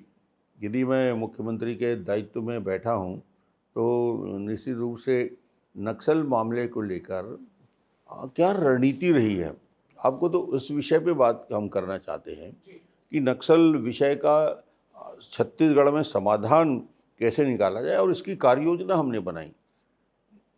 जब मैं मुख्यमंत्री बना 2003 में तो मैंने देखा कि छत्तीसगढ़ की पुलिस बल जो है वो नक्सल ऑपरेशन के लड़ने के लायक तैयार ही नहीं है। बूढ़ी फौज है, यूथ है ही नहीं, जंगल वारफेयर की ट्रेनिंग है नहीं है, प्रशिक्षित है ही नहीं। हमने 70,000 पुलिस के जवानों की भर्ती की, उनको जंगल वारफेयर में ट्रेनिंग की व्यवस्था की, उनके लिए इंसास और अच्छे किस्म के शस्त्र मंगाए। थाने इनके हमारे मिट्टी के कच्चे थाने थे, जो थाने लूटे जाया करते थे, उन थानों को हमने 1-1 करोड़ के थाने बनाए, आधुनिकरण किया, बस्तर के आखिरी गांव तक सड़क जोड़ने का काम किया, टावर बिछाया। ये सारी तैयारी के साथ हम लड़ाई के मोर्चे में आ गया है। आज हम आखिरी गांव तक हमारी पहुंच बन गई है, आखिरी गांव तक सड़क पहुंचाए हैं, हमारे कैंप वहाँ पे खुल गए हैं। तो अब हम उस दौर पे पहुंच गए हैं कि यदि गंभीरता से प्रयास होगा तो नक्सल समस्या का उन्मूलन शीघ्र हो सकता है, मगर सरकार की इच्छा शक्ति नहीं है। ओके, अंतिम प्रश्न इस लंबी बातचीत का, क्या डॉक्टर रमन सिंह विधायकी का चुनाव जीतने की स्थिति में, भाजपा के सत्ता में वापस लौटने की स्थिति में मुख्यमंत्री पद के दावेदार होंगे? नहीं, डॉक्टर रमन कहीं दावा नहीं करेगा। ये निर्णय मुख्यमंत्री कौन होगा इसके चयन की प्रक्रिया मैंने आपसे पहले भी कहा था कि विधायक दल में हम सब बैठेंगे और विधायक दल में जो भी निर्णय होगा और केंद्रीय नेतृत्व से चर्चा करेंगे और मुख्यमंत्री का चयन होगा। ये ज़रूरी नहीं कि कौन मुख्यमंत्री बने अभी से कोई नाम तय हो। ये बातें और ये चर्चा हमेशा हमारी विधायक दल में होती है और विधायक दल में निर्णय होगा। Doctor Raman Singh, do you think कि एक बड़ा पॉलिटिकल शिफ्ट हुआ है छत्तीसगढ़ की पॉलिटिक्स में? एक नारे को बार बार दोहराया जा रहा है कि बाहरी वर्सेस भीतरी, छत्तीसगढ़िया, इसके इर्द गिर्द एक नैरेटिव भूपेश बघेल ने बिल्ड करने की कोशिश की है, चाहे ग्रामीण ओलंपिक हो या दूसरी चीज़ें हों। और उसमें बहुत सारे लोगों को ये कहा जा रहा है कि इनके या इनके फोरफादर्स बाहर से आकर सेटल हुए। इसको और विस्तार दिया जाता है जब ओबीसी रिजर्वेशन की बात होती है और पूर्व जस्टिस पटेल की अध्यक्षता में एक कमीशन बनाया जाता है ताकि वो जो क्वांटिफाइबल डेटा है जिसको लेकर उस समय की राज्यपाल अनसुईया उइके ने भी आपत्ति दर्ज की थी, उस पर बात हो। वो पटेल कमेटी की रिपोर्ट प्रस्तुत नहीं की जाती, उसके आंकड़े रिलीज़ नहीं किए जाते हैं कि जनरल में या ओबीसी में कौन कितना वज़न रखता है। पर ये ज़रूर कहा जा रहा है कि पार्टी की और प्रदेश की पॉलिटिक्स अब ज़्यादा ओबीसी सेंट्रिक होगी। Do you agree with this observation sir? जो पहली बात जो आपने कहा कि पटेल आयोग की रिपोर्ट क्वांटिफाइबल डाटा प्रस्तुत क्यों नहीं किया गया, साइंटिफिक था ही नहीं। ऐसे नहीं होता कि रातों रात बैठकर किसी भी आयोग को रिपोर्ट प्रस्तुत करे और वो छत्तीसगढ़ का गहन अध्ययन करके, चाहे वो ओबीसी के अलग अलग कास्ट इक्वेशन का समीकरण हो या उसकी गिनती हो, तो उस विषय को लेकर अधूरा तथ्य सामने रखा। और इसमें सिर्फ और सिर्फ वो रिपोर्ट आज तक सरकार बाहर क्यों नहीं निकाल नहीं पा रही है, प्रस्तुत क्यों नहीं कर पा रही है? क्या कारण है कि उस सारे मामले को, क्योंकि वो वैज्ञानिक तरीके से किया गया आंकड़ा ही इनके पास अवेलेबल नहीं है। जहाँ तक सवाल है कि ओबीसी की राजनीति हो, एससी की राजनीति हो, एसटी की राजनीति हो, लीडरशिप पार्टी से उभर के आता है। और लीडरशिप के लिए पहला जरूरी है कि हम समाज के सभी वर्गों को प्रतिनिधि करें मंत्रिमंडल में, मुख्यमंत्री की हैसियत से भी। तो हम सबको साथ लेकर, पार्टी का नारा ही है सबका साथ सबका विकास सबका प्रयास, तो इसमें सबका प्रयास भारतीय जनता पार्टी में रहता है और आगे भी रहेगा। इसके लिए ज़रूरी नहीं कि हम कास्ट को चिन्हित करके मुख्यमंत्री का नाम तय करें। हम योग्यता के आधार पर भविष्य में जो भी मुख्यमंत्री बनेगा बेहतर काम करेगा। लेकिन संख्या के स्तर पर जो बड़े हैं, जैसे साहू समाज, जैसे मराठ समाज, जैसे निषाद समाज, जैसे कुर्मी समाज, उनको भी प्रतिनिधित्व मिलेगा ना। पूरे अवसर सबके लिए रहते हैं और लगातार रहे भी हैं और सम्मान रहेगा। लंबी बातचीत, आपने बहुत वक्त दिया चुनावी वेला में, बहुत बहुत शुक्रिया। चुनाव के लिए बहुत बहुत शुभकामनाएं डॉक्टर रमन सिंह जी। जमघट में सत्ताधीशों से, सत्ता के दावेदारों से सवालों का सिलसिला चलता रहेगा। आप बने रहिए ललन टॉप की चुनावी यात्रा के साथ। शुक्रिया।